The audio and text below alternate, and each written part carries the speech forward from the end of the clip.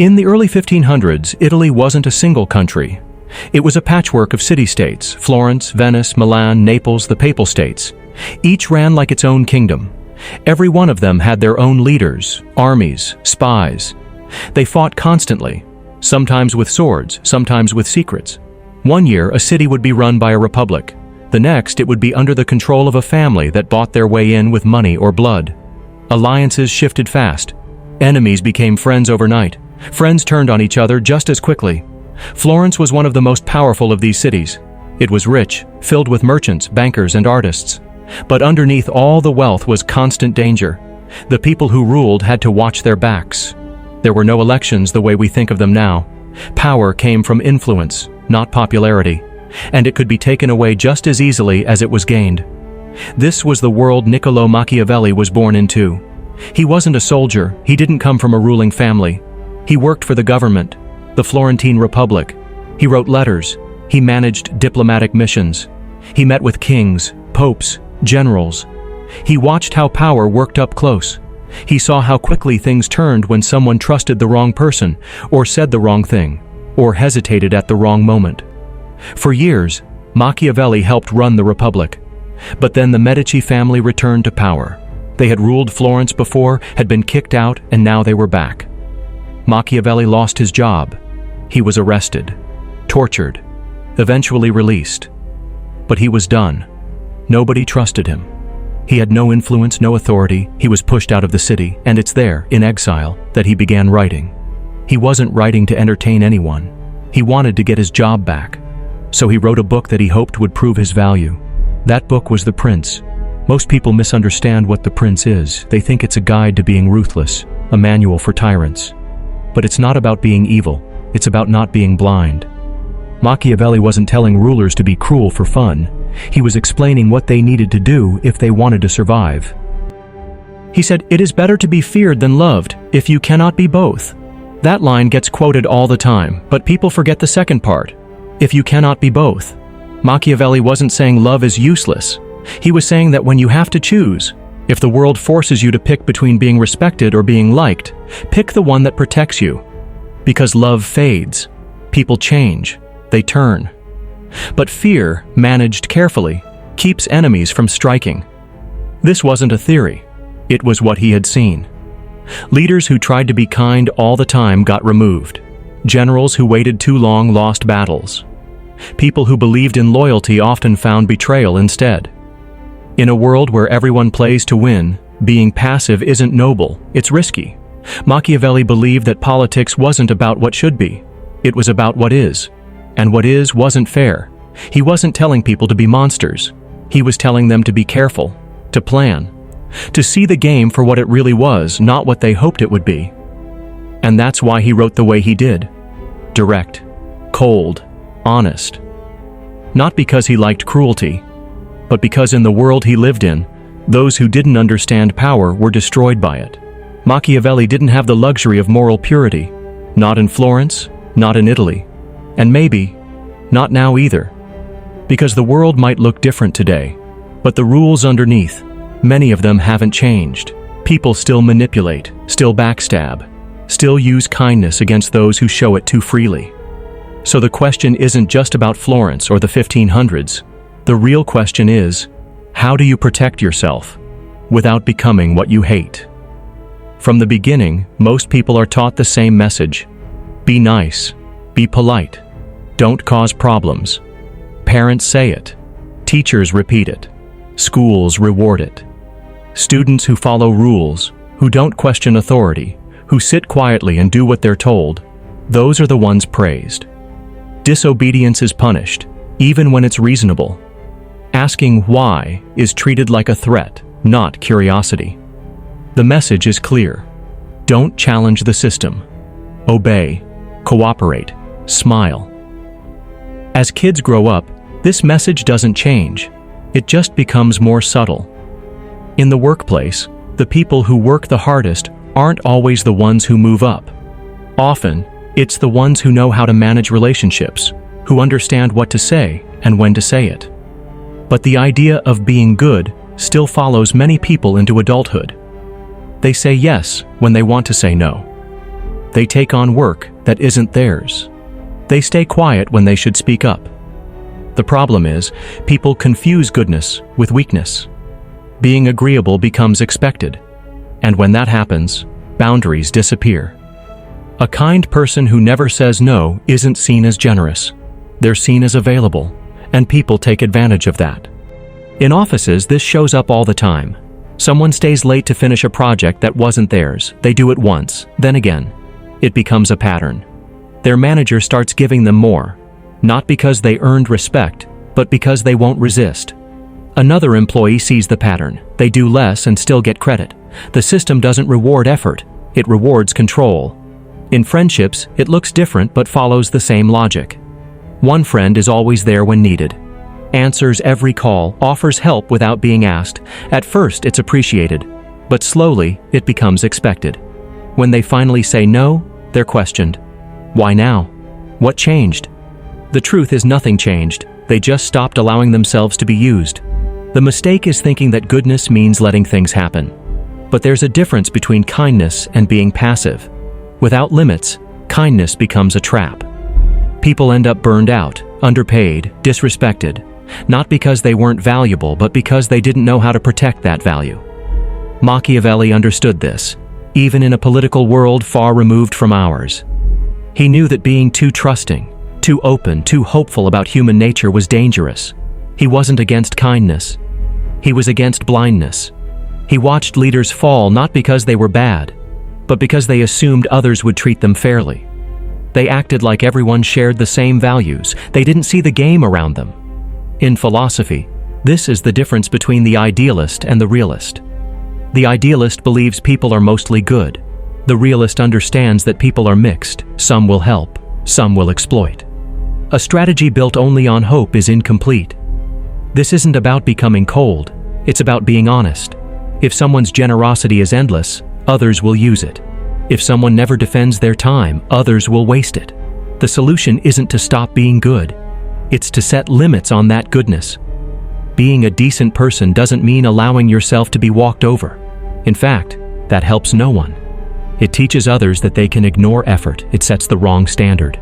Real kindness includes saying no when needed. It includes defending your space, your time, your work. That's not selfish. That's survival. When Machiavelli wrote about power, he wasn't writing for villains. He was writing for people who wanted to survive in a world that doesn't always reward fairness. Today, that world still exists. It's just harder to see. It's in office politics, social expectations, group dynamics, and it still works against people who confuse being liked with being safe. A good person with no boundaries gets used. A smart person with values earns respect. The first is easy to push. The second isn't. And that's the difference between someone who burns out and someone who lasts.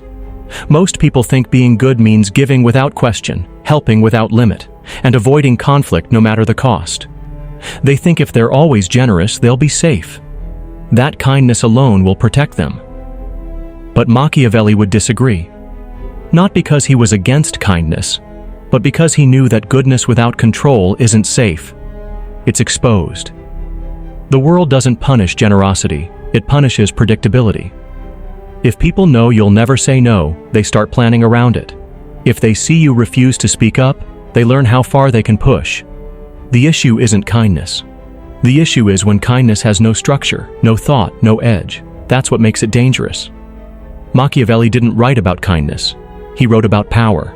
But his ideas still apply. He believed a leader shouldn't rely on trust alone. They should prepare for betrayal, understand motivations, and act with purpose. This kind of thinking wasn't cruel. It was efficient. He wasn't saying destroy your enemies. He was saying protect yourself first. Smart kindness works the same way. It's controlled. It has limits. It doesn't agree to everything. It doesn't accept disrespect in the name of keeping peace. It helps when help makes sense. It gives when the return isn't just thanks, but mutual respect. You don't need to be rude to say no. You don't need to explain yourself every time you protect your time. Boundaries don't make you hard. They make you clear. And clarity stops problems before they begin. Someone who always says yes becomes a tool. Eventually, they're only called when someone needs something. But someone who says yes thoughtfully and no when needed becomes reliable. Because people learn that their time has weight. Their agreement means something. This is what Machiavelli would have called foresight. You think about what happens next, not just what feels right now. You don't just give because someone asks. You ask yourself what that action leads to. Will it build trust or create expectation? Will it teach others that you value yourself or that you can be used? Identifying manipulation early is part of that. It's not always obvious. Sometimes it looks like guilt. Sometimes it looks like flattery. A coworker says you're the best person for the task, but really they just don't want to do it. A friend says they need you, but only calls when they need a favor. If you react without thinking, you play their game. But if you pause, if you ask why now, why me, what's really going on, you start seeing patterns. And once you see the pattern, you can respond with reason, not emotion. This isn't about being paranoid, it's about filtering. Like a firewall, it doesn't block everything, just the harmful parts. You don't need a flamethrower to deal with people. You just need a filter. That's how you stay decent without being defenseless. Being kind and being weak aren't the same. But many people confuse the two. They think if they stop giving endlessly, they're becoming selfish. If they defend their space, they're becoming cold. The truth is, the people who last, who stay kind without breaking, aren't the ones who give the most. They're the ones who know when to stop. Machiavelli understood that image matters. People don't just respond to who you are, they respond to what you project. If you always act available, people assume you are. If you act uncertain, people test you. But if you speak with control, if you act with intent, they adjust. They respect what you respect. Being smart about kindness means thinking ahead. It means saying yes when it makes sense and no when it doesn't. It means helping without being drained, giving without being taken, caring without being careless. Kindness that lasts isn't based on self-sacrifice, it's built on structure. That's how you protect your values without becoming someone else. You don't need to stop being good, you just need to start being strategic. Machiavelli said a ruler doesn't have to be good, but must look like he is. Appear generous, seem honest, show mercy. Even if none of those things are true. Not because people deserve lies, but because people judge what they see, not what's real. He knew that perception shapes power, and power in his world meant safety. Today, people don't rule kingdoms, but they still manage images. Online, in workspaces, in conversations, most people wear a version of a mask. They curate what they show, they select what to hide. It's not always deception. Sometimes it's just caution. A person updates their profile, posts achievements, shares parts of their life that fit a certain image. They avoid posting anything that seems weak or confused. They manage impressions. And most of it is automatic. Nobody teaches it formally, but everyone learns it. At work, it's the same. Employees smile in meetings. They keep certain opinions to themselves. They adjust language depending on who's in the room. They shape a version of themselves that fits the environment. This isn't new. It's just faster now. More constant. The tools have changed, but the strategy is ancient. Machiavelli didn't invent masks. He just explained why they work. If a ruler seems fair, the people stay loyal longer. If he looks confident, enemies hesitate. Even if that ruler has doubts behind closed doors, the public image buys him time. The same logic applies outside of politics. Someone who always shares their fears, their failures, their doubts without filter might be honest. But they also risk losing influence. Not because honesty is wrong, but because most people respond first to strength, not truth.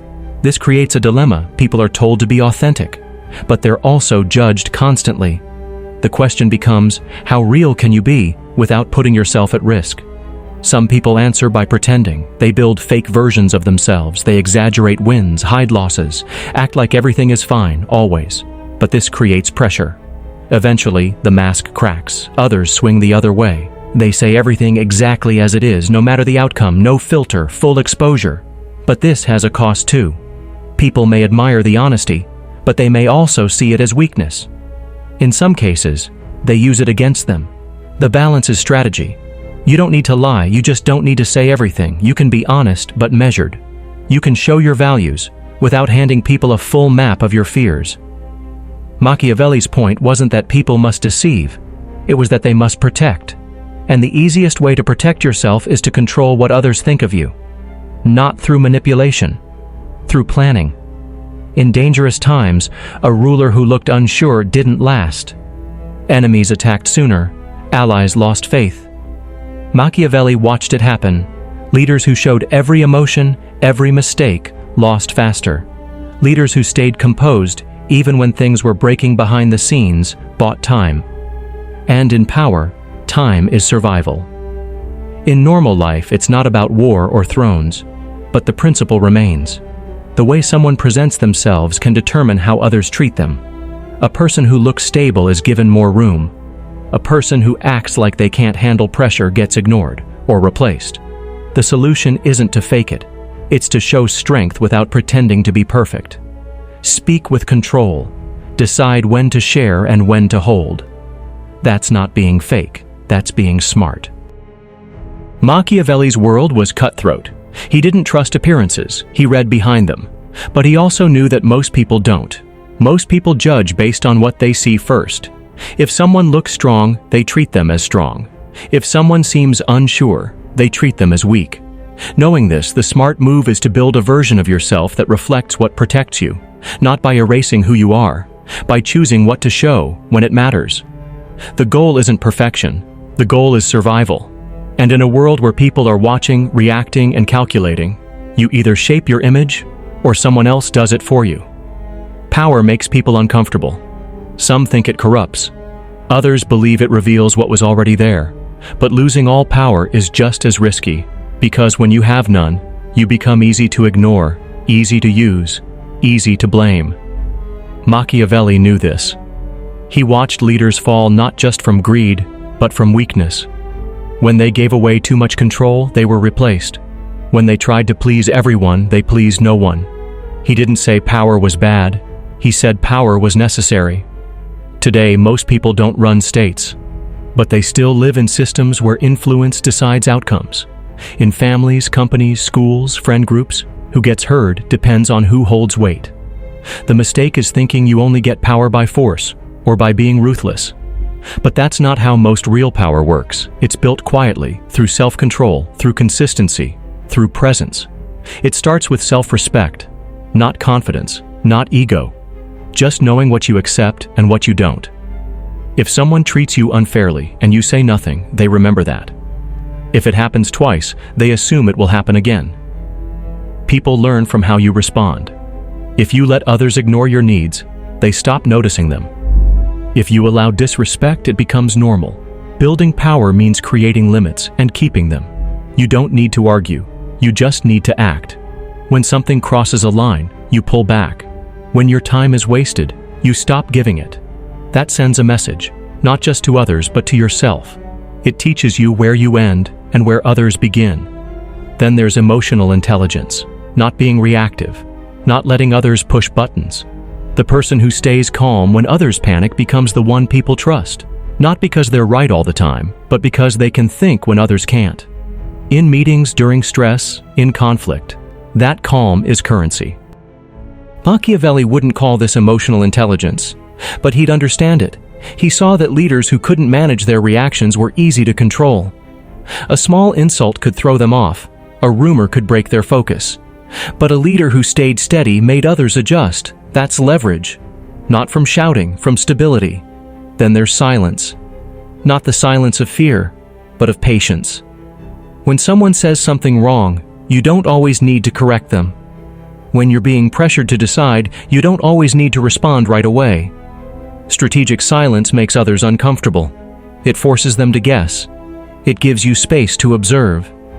People reveal themselves when you say less. They try to fill the gap. They give away information. They show their intentions.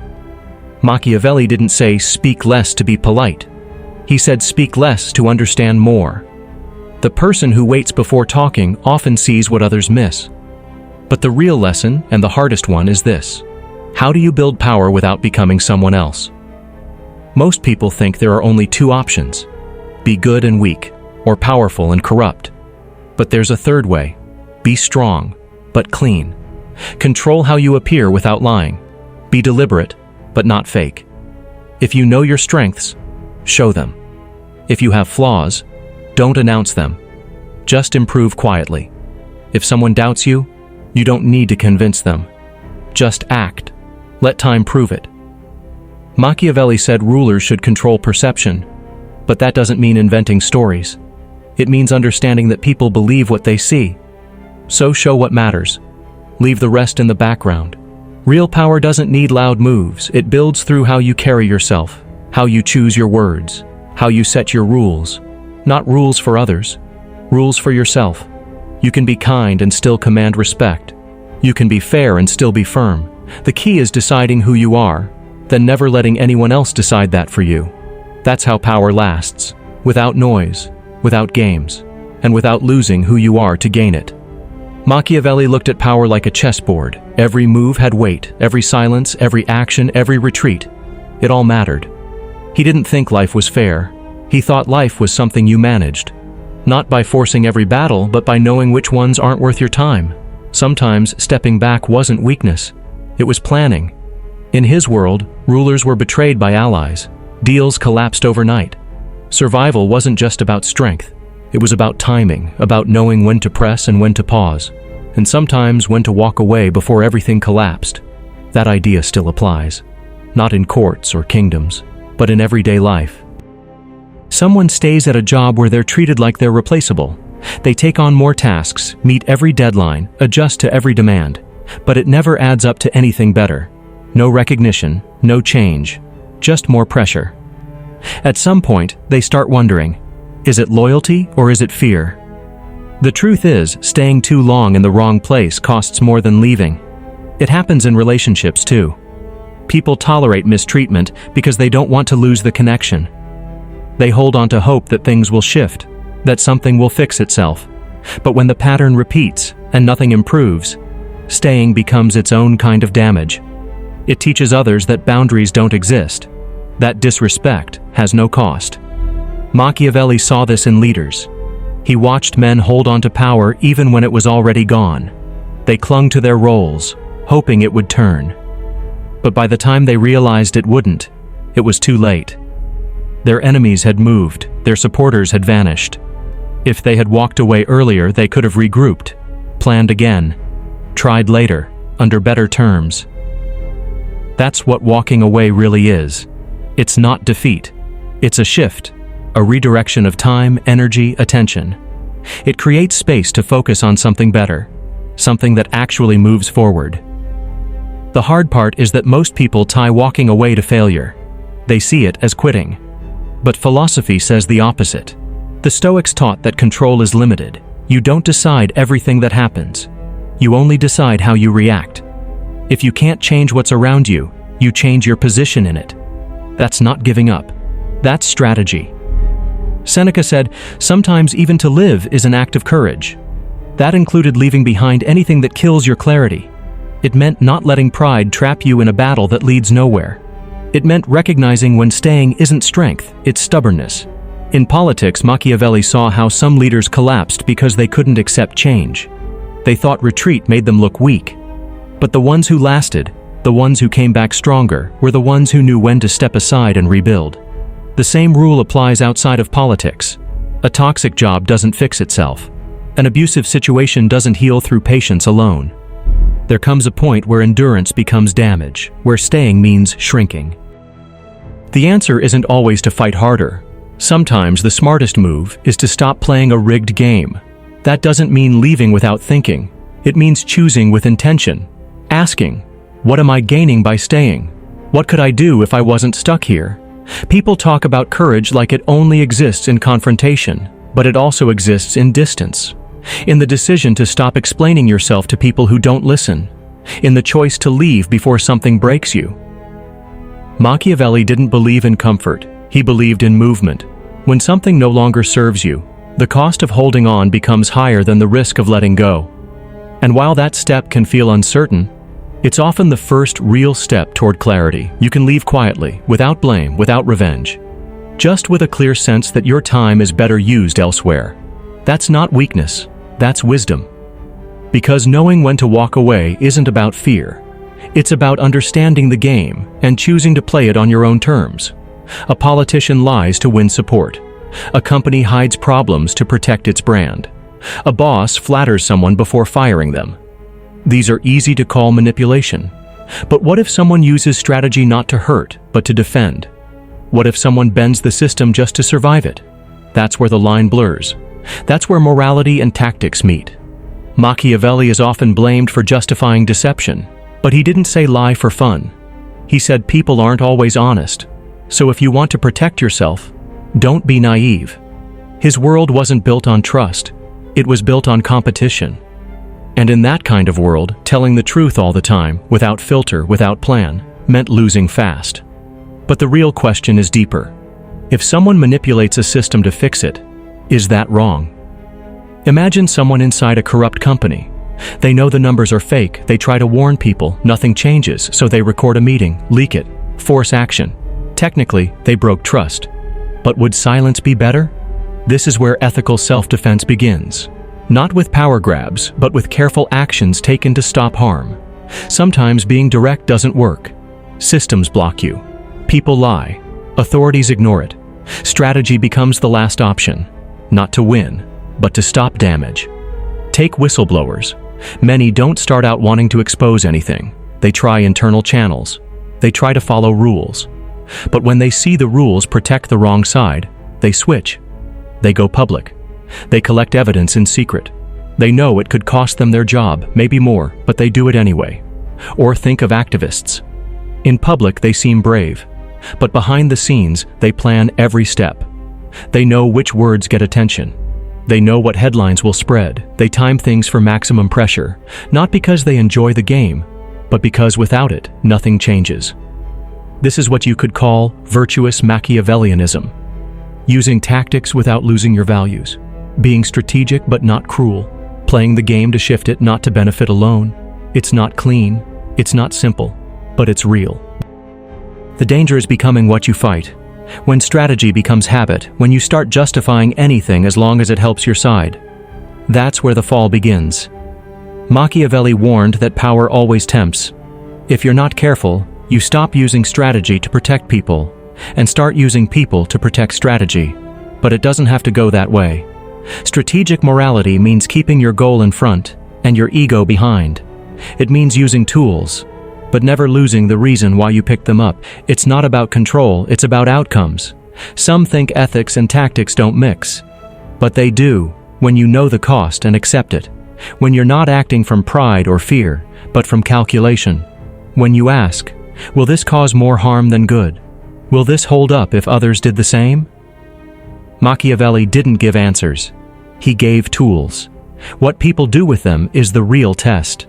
Strategy without values is dangerous, but values without awareness get crushed, so the task is balance, not to avoid action, but to make sure the action serves more than just you, that it doesn't break the thing you're trying to fix. Sometimes the truth needs help to be heard, sometimes systems only move when pressure builds, and sometimes the only way to stop bad actors is to stop playing by their rules. That's not easy, but it's real. Virtuous Machiavellianism means asking not just what works, but what matters, and building a strategy that can do both, quietly, effectively, without losing yourself in the process.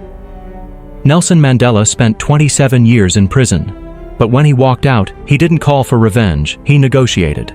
Not because he forgot the past, but because he knew the future depended on what came next. South Africa was divided. The old regime feared collapse. Mandela used that fear, not to crush them, but to get them to talk. He understood pressure alone wouldn't work. Neither would kindness alone. So he used both.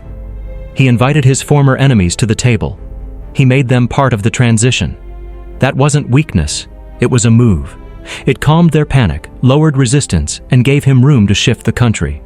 He pushed for change while giving just enough reassurance to avoid civil war. It wasn't clean, it wasn't perfect, but it moved the country forward. That's the core of what Machiavelli talked about: power, timing, strategy. Mandela didn't betray his values. He just refused to play on emotion. He planned. He predicted responses. He used peace as a tool, not just a hope. Without that, the story might have ended in chaos. Instead, it became an example. Oprah Winfrey built an empire without calling it one. She controlled her public image so well that people forgot it was an image. Every question she asked, every story she shared, built trust. But behind it was structure. She picked what to say and when. She chose what causes to push, who to support, how to shape her brand. That brand wasn't just fame. It was power. She could launch books, change narratives, shift markets. That didn't happen by accident. She didn't get there by being passive. She controlled her presence the way a ruler controls a court, carefully, precisely. She never had to shout to be heard. She understood how attention worked, and she used it. But she didn't use it to mislead. She used it to push stories that mattered: education, wellness, identity. Her image made people listen, but the content gave them value. That's what separates influence from manipulation. One builds, the other exploits. Then there's Mr. Beast. On the surface, it's just entertainment. Big prizes, fast edits, viral videos. But underneath is structure. He reinvests almost everything he earns. Each video funds the next. Each giveaway builds attention. And that attention builds more reach. But again, it's not just for clicks. He's planted millions of trees, funded surgeries, built wells, paid off debt. That impact is real. But it works because it's wrapped in a system that scales. Without the structure, the generosity wouldn't spread. Without the strategy, the impact wouldn't last. That's what Machiavellian good looks like in the modern world. Not just kindness, but planned kindness. Not just action, but coordinated effort. Each of these people worked in a space where power could corrupt, but they used it to shape outcomes. They didn't avoid control, they understood it, and used it to support values. Mandela didn't just forgive, he negotiated power from inside the system. Oprah didn't just share stories, she built trust, then used it. Mr. Beast didn't just give, he built a loop where generosity became growth. These aren't random acts, they're systems. They're the result of seeing how the world works and choosing to work with it, not against it. Machiavelli didn't say be cruel, he said be effective. He said if you want to lead, understand people as they are, not how you wish they were. What these people show is that strategy doesn't cancel out morality. It supports it, but only if you're aware, only if you choose it on purpose. That's the difference. Strategy without values is control, but values without a plan often get ignored. Machiavelli gave the tools. These people built something with them. Not power for its own sake, but influence that protects. Actions that spread, choices that hold. And the lesson is simple. If you want to protect what matters, learn how to move in a world that doesn't always reward honesty. Just don't lose the reason you started. A lion has strength, a fox has awareness. That was Machiavelli's point. If you rely only on strength, people will avoid you or try to destroy you. If you only rely on cleverness, you'll eventually get trapped. But if you use both, know when to show strength and when to move smart, then you can last. That idea has been misunderstood. Some think it means you have to trick others to win. But the truth is simpler. Machiavelli wasn't telling people to be corrupt. He was telling them to stop being naive. In a world where some lie, cheat, or mislead, you need more than good intentions. You need tools that protect you. You don't need to attack. You don't need to lie. But you do need to see things clearly. To know when someone is pretending. To know when kindness is being used against you. That's not cruelty. That's survival. A fox avoids traps because it sees them. A lion avoids threats because others think twice before challenging it. You don't need to be feared by all, but you can't afford to be underestimated. You can act with care and still set limits. You can help people and still say no. This isn't about being two-faced. It's about having a choice, being one thing when it works and another when it doesn't. Not because you're fake, but because the world changes fast. One moment calls for calm, another calls for firmness. If you're stuck as one type of person, you'll get left behind or taken advantage of. That's the mistake of the idealist who thinks being good means never pushing back, or the cynic who thinks the only way to win is to deceive. Machiavelli offers a third path. Know the game, understand the players, but protect your values while playing smart. Strategy isn't the enemy of morality. Blindness is. You can't defend anything if you don't see what's coming. If you can't read people or predict outcomes or spot setups, then good intentions won't matter. The noble fox doesn't strike first. It avoids traps. It watches the field before stepping forward. That's not weakness. That's what keeps it alive. Machiavelli's writing isn't a guide for corruption. It's a manual for awareness. It tells you how people act when power is involved. It strips away illusions, not to make you cold, but to make you clear. And clarity is power. Because when you understand what's real, you can move with purpose. You won't overreact. You won't freeze. You won't trust what doesn't deserve trust. You don't need to be cruel to be safe. But you do need to stop pretending that the world always rewards honesty. Sometimes it does. Sometimes it punishes it. What matters is knowing which time you're in and acting accordingly. A fox thinks ahead. A lion doesn't flinch. Be both. That's how you survive. And more importantly, that's how you stay free. Thank you for walking with me through this journey of how to protect yourself without being evil. If you found this helpful, kindly smash the like button, share the video, and subscribe to the channel for more educative content. Thank you.